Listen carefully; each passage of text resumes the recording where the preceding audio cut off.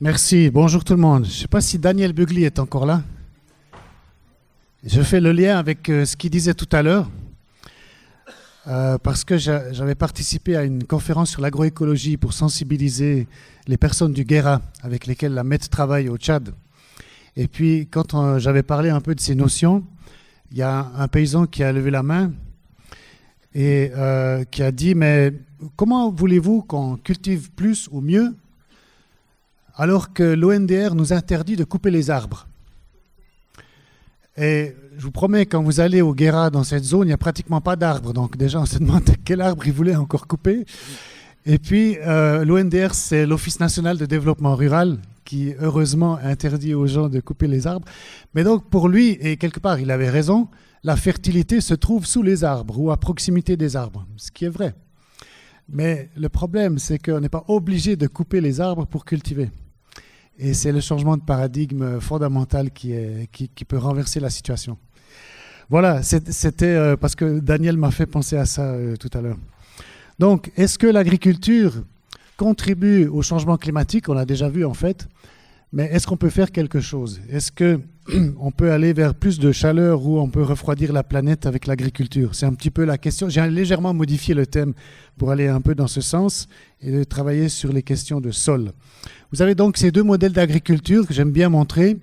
À gauche, donc, une agriculture industrielle standardisée. Hein, c'est un petit peu l'agriculture type chaîne de voiture ou chaîne de production d'iPhone. Hein, c'est-à-dire tout est standardisé, tout est simplifié. Et on a des procédures pour chaque étape. Et puis, pour que ça fonctionne bien, il faut que ça soit complètement standardisé. Donc, c'est une seule culture et on récolte tout en même temps. Et de cette façon, on peut vraiment industrialiser les choses et avoir des économies d'échelle.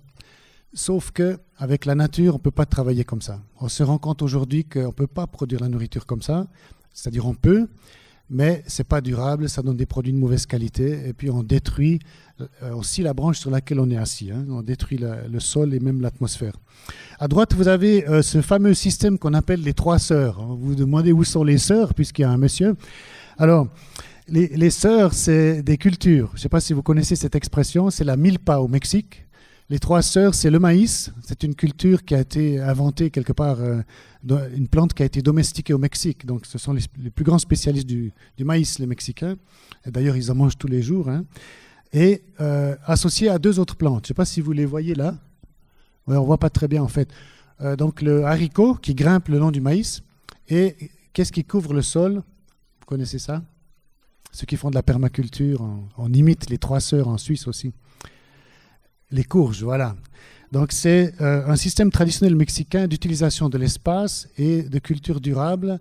Et puis les mauvaises herbes, en fait, qui poussent encore au milieu de ça, constituent le fourrage pour les vaches.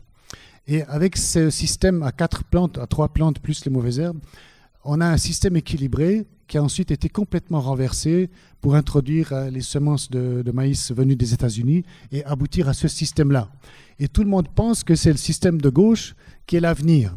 Tout le monde, c'est-à-dire, justement, on ne sait plus trop qui, mais en tout cas les décideurs, hein, ceux qui ont les fonds, ceux qui ont les crédits, ceux qui prennent les décisions.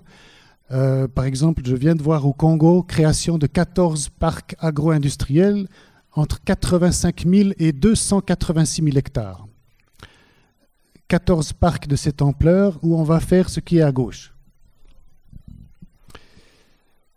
Donc apparemment, c'est encore le modèle dominant. Si vous prenez en Suisse, les gens qui cultivent de façon industrielle, on va vous dire qu'il n'y a personne. L'Union suisse des paysans va dire qu'il n'y a personne parce qu'on est un petit pays, parce qu'on a des exploitations relativement petites. Mais il y a quand même certains principes qui sont appliqués qui peuvent faire aller plutôt dans un sens ou plutôt dans le sens à droite, qui serait une agriculture familiale diversifiée sur de petites surfaces avec une grande abondance et une durabilité plus grande. Je prends juste 2 références bibliques. La première, on la connaît, hein, c'est la référence, enfin vous les connaissez certainement les deux. Donc il y a ce fameux mot dans la première référence du mandat donné à l'humain de dominer. Dominer, on pourrait dire prendre autorité. Et souvent aujourd'hui, on prend ça comme quelque chose de très négatif et on critique même les chrétiens parce qu'ils ont appliqué la Bible et ils ont détruit la planète avec ce verset. Maintenant, en partie c'est vrai peut-être, je ne sais pas, mais Il y a un livre là-dessus, vous pouvez lire de Lynn White, La responsabilité des chrétiens dans la crise écologique. C'est déjà à la fin des années 70. Hein. Mais ce que je voulais dire, c'est que c'est aussi positif quelque part. Quand vous constatez qu'un petit paysan qui a bataillé dur pour récolter ses céréales, son sorgho, son maïs, quelque part en Afrique par exemple, et puis qu'un tiers de sa récolte est mangé par les rats et d'autres êtres vivants qui mangent le maïs à sa place, vous vous dites, mais qui domine? C'est le rat ou c'est l'humain? Le rat a été créé pour manger autre chose que la récolte de maïs de l'humain. Il peut aller dans la brousse prendre des trucs. Et puis, l'humain doit dominer. Donc, quelque part, si vous prenez la malaria, les moustiques, il y a une façon de considérer aujourd'hui les choses en Occident. On n'a plus du tout l'habitude d'être sous la menace de la nature. Donc, pendant des siècles, des milliers d'années même, hein, la nature pouvait être une menace. Donc, pour moi, je comprends cette domination aussi d'un point de vue positif, c'est-à-dire que nos enfants puissent vivre. On ne veut plus que 1/5 des enfants meurent. Hein? Moi, j'ai travaillé justement au Tchad, le pays dont Daniel parlait, avec des pasteurs, hein, où madame avait eu 9 enfants, dont 4 restaient, 5 sont morts. Et on mangeait chez eux, on voyait un peu dans quelles conditions ils vivaient. On ne veut plus voir ça. Donc on veut pouvoir dominer quelque part sur les maladies, les bactéries qui nous assaillent, la malaria, etc. Donc il y a une forme de domination qui est tout à fait légitime et je trouve normale. Maintenant, vu qu'on est entré dans l'Anthropocène, je crois que quelqu'un l'a cité précédemment, hein, il faut maintenant revisiter cette notion puisque cette domination devient complètement mortifère pour la planète. Et donc, on peut utiliser maintenant le deuxième passage où il y a cette notion d'intendance de la planète. Le jardin ici, ce n'est pas un petit jardin. Le jardin, on peut tout à fait étendre cette notion à la planète. Et la responsabilité de l'humain maintenant, c'est de gérer cette planète. On a déjà parlé des différentes limites de la planète. Il y a différents schémas qui existent, ça c'en est un autre que vous pouvez trouver aussi qui date déjà. Et le changement climatique, c'est une des limites de la planète qui est déjà atteinte. Entre-temps, le rouge a cru, a grandi. La biodiversité, les extinctions d'espèces, c'est gigantesque ce qui se passe déjà, on l'a déjà vu. Peut-être ce schéma, on ne l'avait pas montré, je crois, mes prédécesseurs. Vous connaissez peut-être les études du Club de Rome qui étaient assez célèbres dans les années 70. Ils avaient fait des prévisions sur l'évolution de la planète avec l'industrialisation croissante. Et puis ici, vous voyez que par rapport à ce qui avait été prévu dans la première étude de 72, en Trétillé, on a observé le trend réel en 2000. Et ensuite, on voit qu'on suit assez précisément ce qui était prévu au niveau de l'augmentation de la pollution, la production industrielle, etc., mais aussi la production alimentaire, la diminution des ressources non renouvelables. Donc, quelque part, le modèle était assez bon. Il a été ensuite révisé, je crois, en 2014. Et puis, une nouvelle étude est sortie. Et aujourd'hui, on prévoit l'effondrement vers 2030. Donc, selon ces scientifiques qui ont eu raison jusqu'à présent, peut-être ils auront aussi raison après, dans 10 ans, l'effondrement est pour 2030. Vous pouvez lire plein de livres là-dessus. C'est une nouvelle science qui s'appelle la collapsologie. C'est-à-dire que ces gens-là pensent que l'effondrement est déjà prévu. Donc ce n'est plus une prévision. Donc aujourd'hui, c'est comme, par exemple, si vous prenez Pablo Servigne, vous pouvez lire des livres de Pablo Servigne, il prend cette image qui est facile à comprendre. Nous sommes comme une forêt sur la planète. Et le système industriel, toutes ces grandes productions très émettrices de gaz à effet de serre, mais aussi d'autres polluants, etc., toutes ces choses non durables qui se passent dans le système industriel, que malgré tout on essaye d'étendre partout, sont comme des grands arbres qui vont tomber. Mais dans la forêt, vous savez qu'à côté des grands arbres, il y a des jeunes pousses. Ce que nous devons faire aujourd'hui, c'est déjà avoir soin de ces jeunes pousses. Alors, quelques-unes vont tomber en même temps que les grands arbres, mais d'autres vont passer entre les gouttes, et c'est celles qui vont pousser quand les grands arbres seront tombés. Et je vois une responsabilité de l'Église et des chrétiens là. Parce que nous voyons, grâce à notre espérance, plus loin. Et à mon avis, nous devons être les premiers qui imaginons ces solutions pour le futur. Et justement, l'agriculture, puisqu'on va parler de ça, est une des activités humaines qui fait partie de la solution. Alors, si on revient maintenant sur climat et agriculture au niveau des effets, vous voyez ce fameux tableau qui reprend en fait les schémas qu'on a vus tout à l'heure avec Nicolas, je crois, appliqués au rendement de l'agriculture. Vous voyez effectivement que les rendements pourraient augmenter au nord, hein, vous voyez Canada, Russie, et puis diminuer plutôt dans les zones tropicales. Donc c'est exactement la même réflexion, hein. Ce sont les pays qui émettent le plus de CO2 qui vont encore bénéficier du changement. Pourquoi on peut penser qu'il y aura plus de production ou de rendement dans ces pays-là? C'est-à-dire que certaines zones vont être dégelées pendant une partie de l'année. Certaines zones étaient gelées en permanence, mais il suffit que ça soit dégelé pendant 3 mois et vous pouvez vous mettre à faire une céréale. Donc ils vont pouvoir cultiver plus les Canadiens et les Russes. Ok, on a déjà vu ce schéma. D'ailleurs, c'était mieux parce qu'il était en français, le tien, moi je l'ai trouvé qu'en anglais. Ce que je trouve choquant, c'est pourquoi l'agriculture est à cette place-là. Je ne sais pas si ça vous choque aussi. Vous faites tous du jardin, j'imagine. Ceux qui viennent ici, qui aiment les arbres et la nature, en général, on a des plantes chez soi. La plante, c'est le mécanisme divin pour capter le CO2. C'est comme ça que ça fonctionne, que notre planète fonctionne. Or, dans ce mécanisme-là, comment se fait-il qu'on émette, que cette activité soit une émettrice de CO2? C'est justement dû à la façon industrielle de produire, hein, et aussi à la déforestation qui sont dedans. Aujourd'hui, donc, on fait face à une agriculture qui peut être... alors c'est très manichéen, je suis désolé, mais bon, il faut quand même faire court, hein, donc on va essayer de donner quelques notions très rapides. Donc à gauche, vous avez un type d'agriculture qui détruit les sols, c'est un petit peu l'image de gauche aussi que je vous ai montré sur la première slide, où en fait on utilise l'environnement autour de la production alimentaire comme une ressource, et puis on s'en fiche de ce qui va se produire avec, donc le sol. Et à droite, on peut justement voir qu'on peut produire tout autant avec des sols qui en fait seront régénérés et vont augmenter leur taux de matière organique et donc capter du carbone, faire partie de la solution. Ces deux slides, je les ai en plus grand parce que là c'est difficile à lire. Sur le stand de FH dehors, si vous voulez juste passer après, vous pouvez les lire tranquillement parce qu'on ne peut pas tout regarder. Mais donc, les spécialistes ici, c'est une initiative française. Les spécialistes ont calculé qu'on peut stopper l'augmentation annuelle de CO2 dans l'atmosphère, due à l'activité humaine, hein, en augmentant de 4 pour 1000 le taux de matière organique dans les sols. Donc, le sol contient de la matière organique entre 1 et 4%, ça dépend des sols. Et puis, tout le monde cherche à l'augmenter effectivement parce que plus de matière organique dans les sols, ça veut dire plus d'humus, plus de fertilité.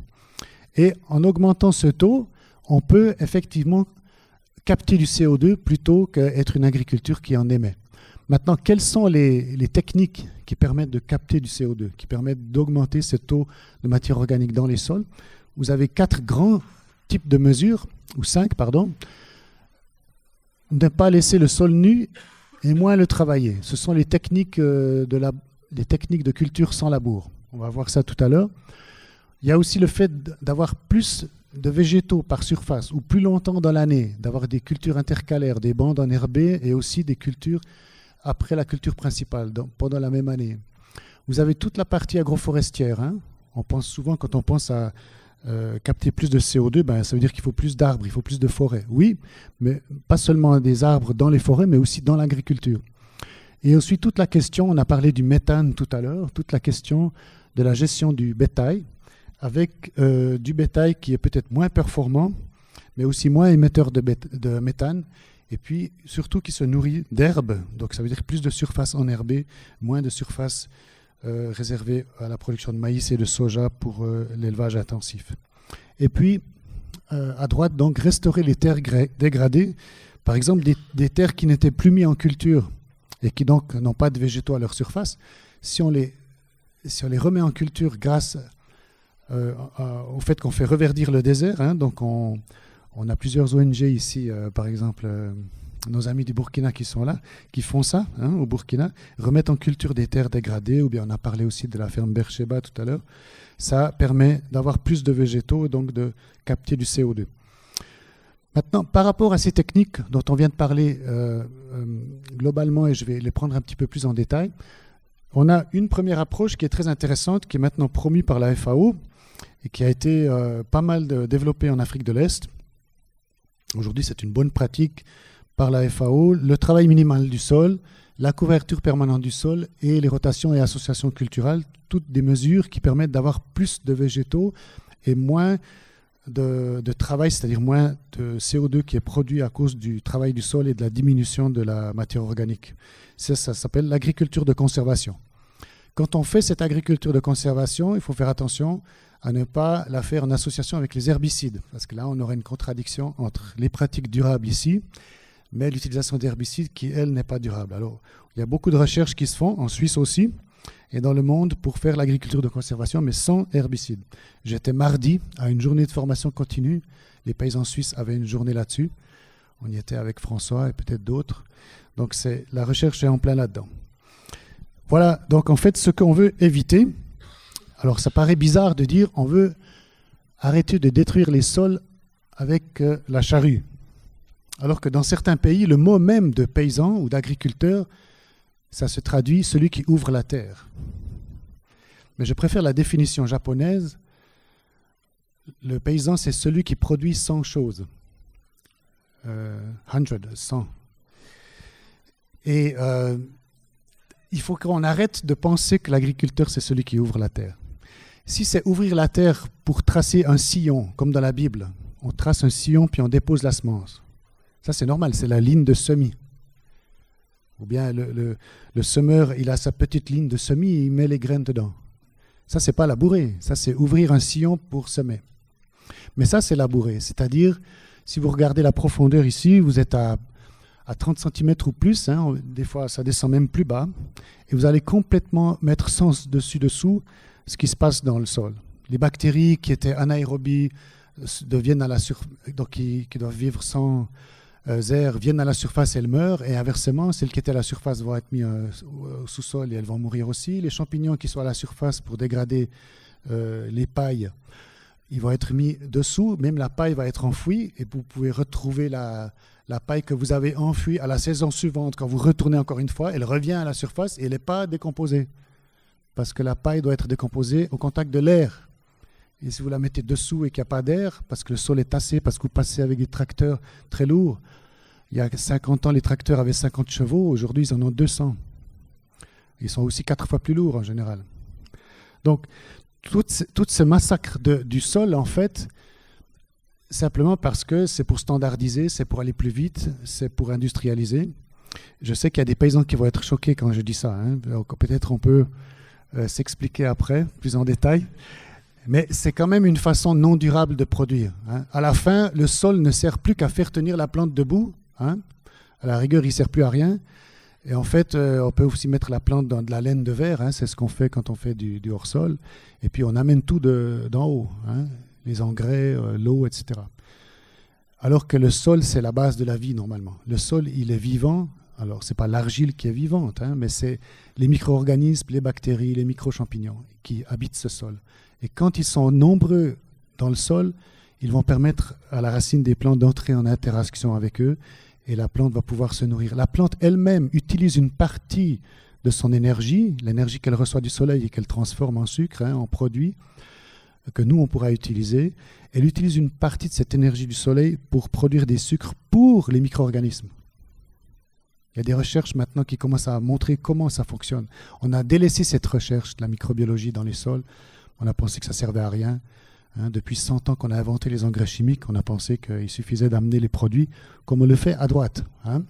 Alors, je ne suis pas contre le tracteur ou la pompe, hein, parce qu'on peut aussi répandre des produits éventuellement, je ne sais pas moi, des extraits d'ortie ou des choses intéressantes.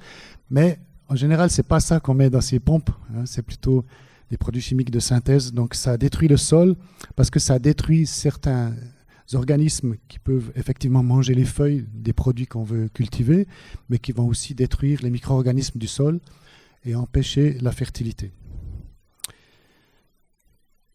Déjà ? Ok, alors on passe à cette petite revue des quelques techniques. C'est juste des photos. Vous avez ici un système effectivement sans labour. Comment on fait? Vous voyez qu'après la culture principale, on a mis du seigle ici par exemple, qui va être une plante qui va couvrir le sol, empêcher l'érosion et aussi empêcher certains nutriments en période de forte pluie, par exemple en automne chez nous, empêcher qu'ils soient lessivés. Ces nutriments vont se retrouver dans la plante et puis on va le coucher avec ce rouleau-là et derrière on va directement semer la culture suivante. Tout ça sans labour. Ça existe, hein, donc c'est des choses qui se font maintenant. Ici, en conditions tropicales, vous avez du maïs ou une céréale dans la culture précédente et dans laquelle on a semé directement du coton. Ça peut se faire. La couverture permanente des sols, elle peut se faire par paillage, hein, c'est ce qu'on fait dans nos jardins avec les copeaux. Dehors, moi j'avais un petit atelier tout à l'heure, vous avez vu, où on fait du BRF, hein, du bois raméal fragmenté, on coupe des rameaux avec le broyeur.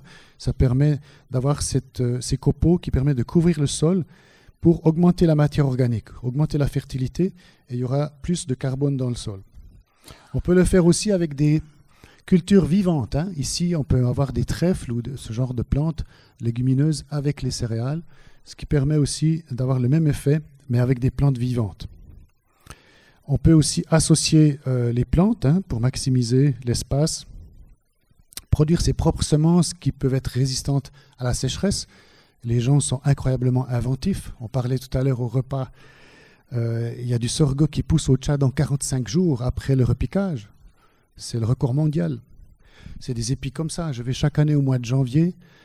Il y a des enfants dans les champs qui dorment là pour surveiller parce qu'il n'y a rien du tout autour. Et les oiseaux aimeraient beaucoup manger ça. Les gens aimeraient beaucoup voler ça.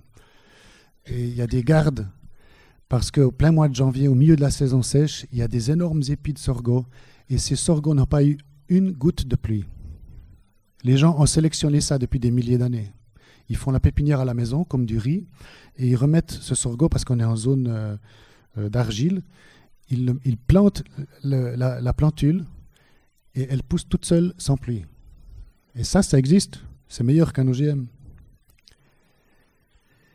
Et donc l'agroforesterie, les gens ont dit, oui, mais on a enlevé les haies justement pour pouvoir passer avec le tracteur.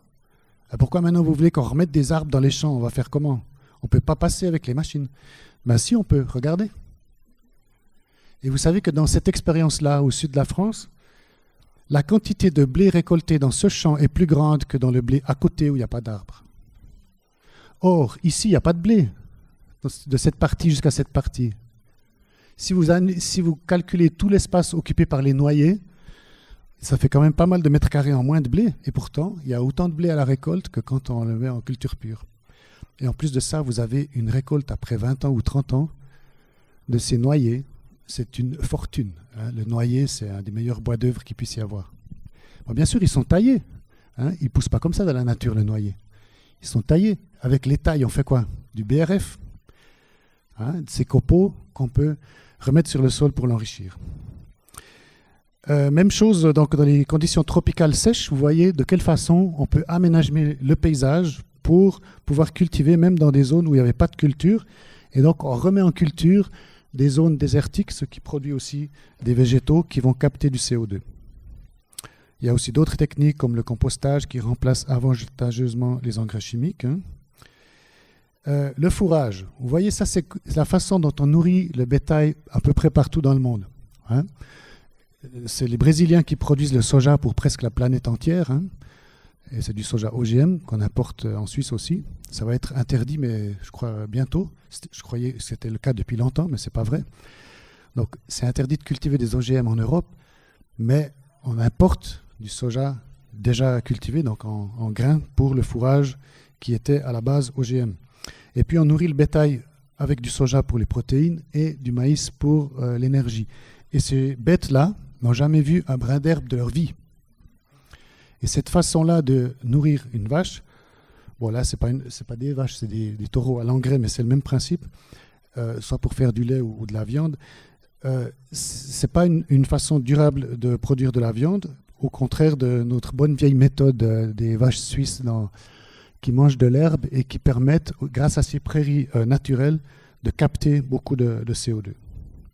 À la fin, en fait, ce qui compte, c'est de savoir, est-ce que je vais avoir un sol qui va produire suffisamment de matière organique par les plantes et qui ne va pas trop la minéraliser, c'est-à-dire pas trop produire de sels minéraux et en même temps du CO2, pour que à la fin la matière organique augmente dans le sol, ou alors c'est équilibré ici au milieu, ou alors ce qui se passe le plus souvent, on a des sols qui ont une production de matière organique plus faible que celle qui est utilisée pour fonctionner, et donc ça désertifie le sol. Et même il diminue. Vous voyez ça à côté des forêts, ici en Europe. Si le même champ a été cultivé pendant 20 ans, 30 ans, au début du champ, au début qu'il a cultivé le paysan, ou même il y a 100 ans, la terre était au même niveau, la forêt et le champ. Aujourd'hui, à ce même endroit, vous demandez aux parents du paysan, etc., le sol de la forêt, il est là, et le sol du champ, il est là. C'est cet effet. Voilà. Je termine là. Ce que je trouve intéressant, c'est que la nature est très généreuse et selon les pratiques qu'on peut faire, on peut restaurer des sols, même en Afrique, hein, sur des sols où en fait on est presque sur du... vous voyez les chemins en cailloux qui sont là, hein, c'est à peu près sur ça qu'il faut cultiver. Je ne sais pas si vous vous rendez compte. Dans des milliers d'hectares en Afrique, tout a été enlevé. Ce qui reste, c'est du caillou, comme un chemin en caillou chez nous où on circule en voiture. Là-dedans, il faut cultiver. Eh ben, on creuse un trou là-dedans. On met du compost, on remet la terre, on se met à cultiver. Et en 10 ans, on a recréé un sol. Peut-être pas comme il était dans la forêt tropicale il y a 10 000 ans, mais on réussit à renverser la vapeur. Ça, c'est le message d'espoir. Et à mon avis, je pense que on a négligé le potentiel de l'agriculture en fait pour régénérer et renverser le changement climatique. Je vous remercie.